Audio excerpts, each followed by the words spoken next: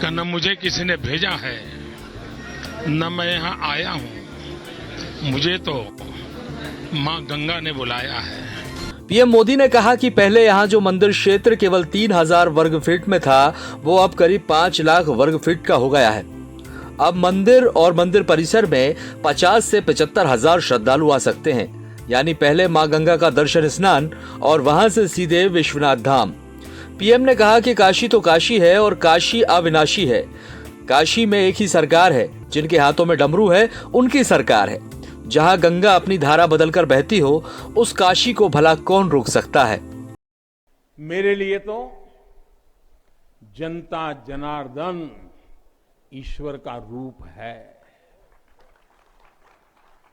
मेरे लिए हर भारतवासी ईश्वर का ही अंश है।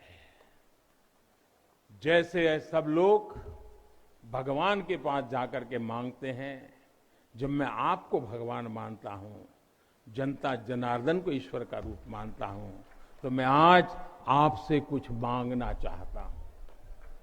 मैं आपसे कुछ मांगता हूं। मैं आपसे अपने लिए नहीं, हमारे देश के लिए 3 संकल्प चाहता हूं। भूल मत जाना, 3 संकल्प चाहता हूं और बाबा की पवित्र धरती से मांग रहा हूं। पहला, स्वच्छता। दूसरा, सृजन। और तीसरा, आत्मनिर्भर भारत के लिए निरंतर प्रयास। पीएम मोदी ने मुगलकालीन इतिहास का जिक्र करते हुए कहा, कितने ही कालखंड आए, कितनी ही सल्तनतें उठी और मिट्टी में मिल गईं, फिर भी बनारस बना हुआ है। आताताइयों ने इस नगरी पर आक्रमण किए, इसे ध्वस्त करने के प्रयास किए। औरंगजेब के अत्याचार, उसके आतंक का इतिहास साक्षी है।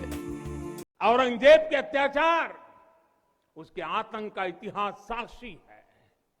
जिसने सभ्यता को तलवार के बल पर बदलने की कोशिश की, जिसने संस्कृति को कट्टरता से कुचलने की कोशिश की, लेकिन इस देश की मिट्टी बाकी दुनिया से कुछ अलग है।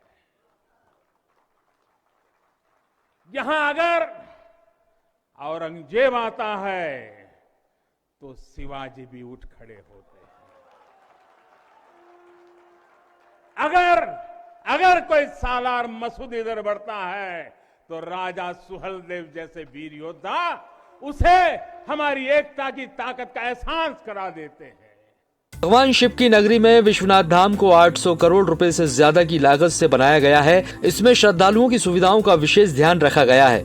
प्राचीन मंदिर के मूल स्वरूप को बनाए रखते हुए 5,27,000 वर्ग फीट से ज्यादा क्षेत्र को विकसित किया गया। मंदिर का क्षेत्रफल पहले लगभग 3,000 वर्ग फीट था।